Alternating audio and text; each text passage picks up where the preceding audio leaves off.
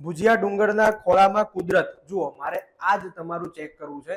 જુઓ ચેટ બોક્સમાં શું લખ્યું અશ્વિનભાઈ? નામ ખાલી એટલા માટે કોઈ આપણે વેવાઈ વેવાણ બનાવવાના છે નહીં.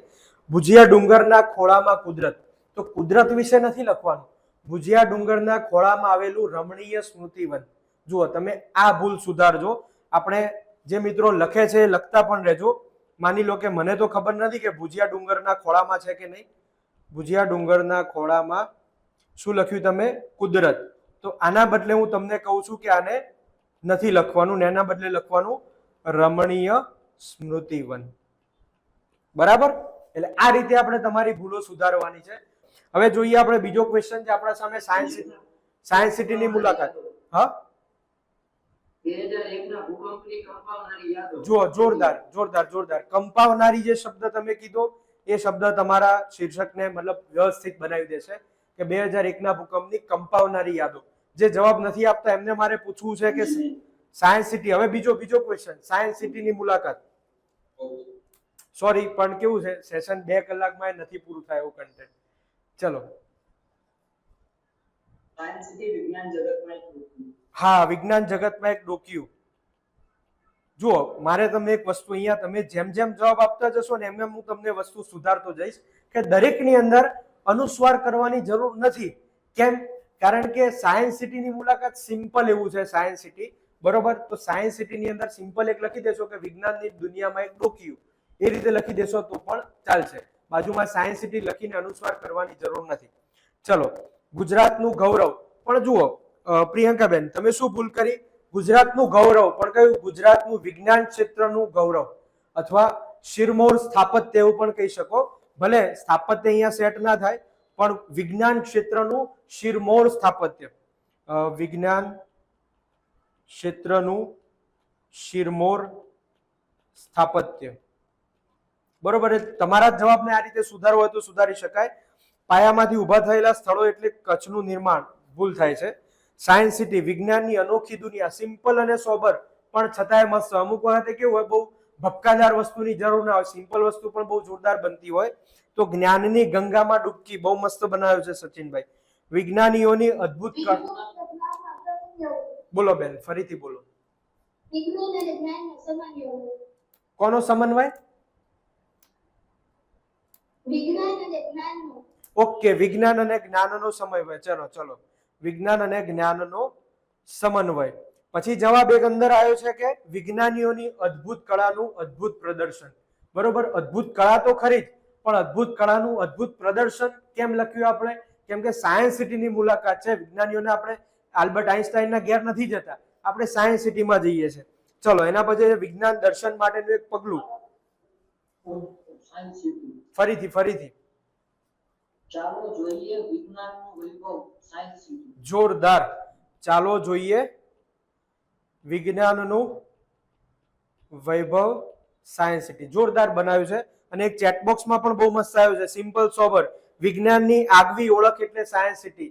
ગુજરાતની અંદર વિજ્ઞાનની આગવી ઓળખ એટલે સાયન્સ સિટી. કેમ કે બીજી જગ્યાએ છે નહીં, ખબર નહીં, પણ ગુજરાતમાં હવે ધીમે ધીમે રિજનલ સાયન્સ સેન્ટર પર બનતા જાય, ભાવનગર, પાટણ ને એ બધી જગ્યાએ.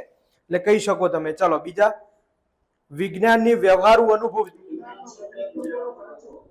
એક હું ફરીથી.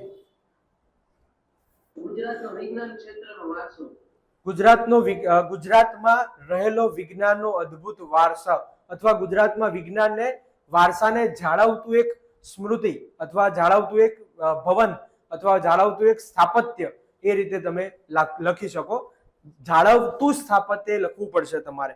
આર્યભટ્ટથી વિક્રમ સારાભાઈ સુધીની ભારતના વિજ્ઞાન ક્ષેત્રની ઝાંખી કહી શકો. જુઓ સાયન્સ સિટીની અંદર શું રહેલું છે એના સાથે પણ તમે લખી શકો કે એક્વાટિક ગેલેરી મસ્ત મોટી. જુઓ શું લખી શકાય? સરસ શબ્દ, મસ્ત મોટી એક્વાટિક ગેલેરીથી માંડીને રોબોટિક ગેલેરીનું સંગ્રહ સ્થાન એટલે કે સાયન્સ સિટી. બરોબર.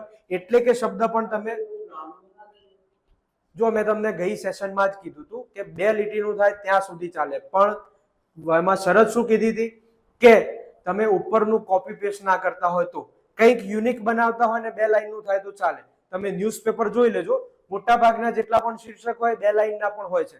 વસ્તુ શું છે, આપણે જે કહેવાનો ખ્યાલ આપીએ છીએ એની અંદર પૂરેપૂરો આવવો જોઈએ. બસ વિજ્ઞાનનો વિરાટ વારસો. બોલો બોલો. પ્રેરણા આપતું ભવન. જુઓ, પ્રેરણા આપતું અનુસ્વાર કરીને સાયન્સ સિટી કરવાની જરૂર નથી દરેકમાં. તમે પ્રેરણા આપતું ભવન અથવા સ્થાપત્ય, મેં કીધું હતું ને, તમે જવાબ આપશો આજે. તો ત્રીજો પ્રશ્ન છે તમારા સામે, મહિલા દિવસની ઉજવણી થઈ રહી છે અને ઉજવણીની અંદર તમે પાર્ટ લીધો છે. ચાલો, તાજેતરમાં જ થઈ હતી ને, એમાં એવું નથી કે મહિલા હોય તો મહિલા તરીકે, પુરુષ હોય તો મહિલા તરીકે જ જવું. બંને કોઈ પણ રીતે તમે વિચારો કે કઈ કઈ રીતે સેટ થાય છે આમાં. પણ માઇકમાં ને આની અંદર લખો, કેમ કે હવે એટલા જવાબ આવે છે જોરદાર.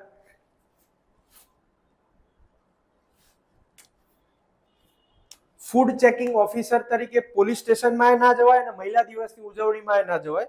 એટલે ફૂડ ચેકિંગ ઓફિસર કેમ સેટ થયું ખબર ના પડી.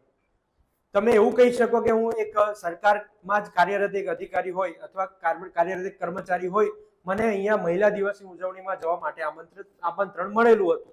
દર વખતે મિત્ર અને પરિવાર વાળો જે જવાબ આવે છે ને, એ જ મને ખાલી ઓછો બેસે છે. એના સિવાયના કોઈ પણ જવાબ આપણે જોઈએ. એક વિઝિટર તરીકે, સેવાના અધિકારી તરીકે સંજયભાઈએ જોરદાર કીધું. જે સેવા નામની સંસ્થા કરી ઈલાબેન ભટ્ટવાળી, એ સેવાના શું કહેવાય અધિકારી, સેવાના અધિકારી ના હોય, એક કર્મચારી હોય. જેલનું વિચારીને લખેલું કે જેલ બરોબર છે કે જેલમાં કેદીઓને આપવામાં આવતું જે જમવાનું છે એની અંદર કઈ રીતે સુધારો કરી શકાય. જુઓ, લખવાની પણ એક રીત હોય. તમે ફૂડ ચેકિંગ ઓફિસર તરીકે સરકારી જ ઓફિસમાં કઈ રીતે જાઓ? તમે જોશો તો અંબાજીની અંદર હમણાં જ ન્યૂઝમાં હતું કે ફાયર સેફટીનું કશું નથી. પછી બીજા ઘણા એવા સરકારી ભવનો છે જેમાં ફાયર સેફટીના નામે કશું નથી. પણ ગવર્મેન્ટનો કર્મચારી ગવર્મેન્ટમાં જોવા જશે નહીં. ચલો, બીજા જવાબો આવવા માંડ્યા છે. આપણે જવાબ જોઈએ છે મહિલા દિવસની ઉજવણીનો. As police officer trainee in police station, મારા મધરને ચીફ ગેસ્ટ તરીકે આમંત્રણ હતું તો જોડે ગયા હતા. જોરદાર જવાબ આવે છે. મારી બહેનને શું કહેવાય પીએસઆઈ ની જે પાસિંગ આઉટ પરેડ હતી એના પછી એમને ત્યાં સન્માન કરવાનું હતું, તો એ રીતે પણ તમે જઈ શકો. કોઈ તમારા જ બાળકને, જો જરૂરી નથી કે લગ્ન ના થયા હોય એ રીતે જ જવાય. કોઈકના લગ્ન થયા હોય મારી જેમ, બાળક પણ હોય તો એ રીતે જવું હોય તો પણ જવાય, કે બાળકને વીરતાનું સન્માન મળવાનું હતું ત્યાં, કોઈ બાળકી હોય એને. એનજીઓ ની ટીમ તરીકે સી ટીમ સાથે ગયા હોય, બરોબર છે હરેશભાઈ. યુવા નેતા તરીકે, સ્ત્રી વિકાસ ગૃહના સભ્ય તરીકે, જોરદાર. વુમન એમ્પાવરમેન્ટના એમ્બેસેડર, પણ કઈ સંસ્થાના વુમન એમ્પાવરમેન્ટના તો બહુ બધા એમ્બેસેડરો છે, બરોબર. અમુક સારા છે અને અમુક કહેવાતા એમ્બેસેડરો છે. તો કયા પ્રકારના, કયા એનજીઓ ના કે કયા સેનેટરી પેડના સ્ટાર્ટઅપના ફાઉન્ડર તરીકે પણ તમે જઈ શકો. જોરદાર છે પોઈન્ટ. નારી સંવેદના ધરાવતી કોઈ સંસ્થા દ્વારા, સહકારી મંડળી, સદભાવના આશ્રમ તરફથી મારી બહેનનું સન્માન હોય ત્યાં જવાનું થયું. જોરદાર.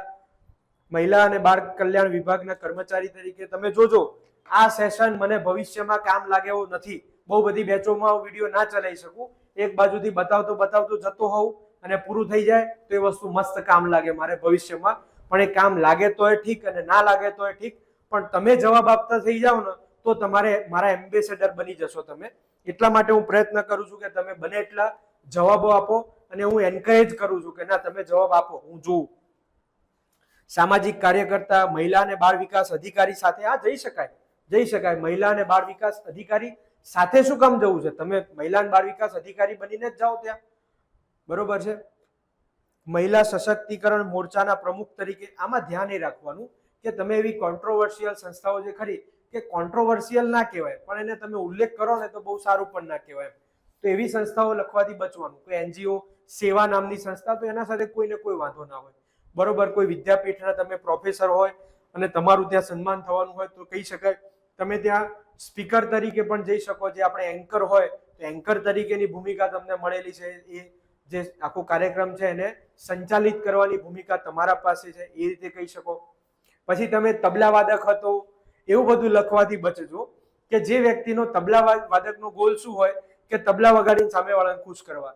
અહીંયા આપણો અહેવાલ લેખનનો ગોલ શું છે કે મહિલા દિવસની ઉજવણીમાં વુમન એમ્પાવરમેન્ટના એંગલથી તમારે જોવાનું છે. એટલે એંગલથી જેટલા માણસો બનતા હોય એટલા જોવાના.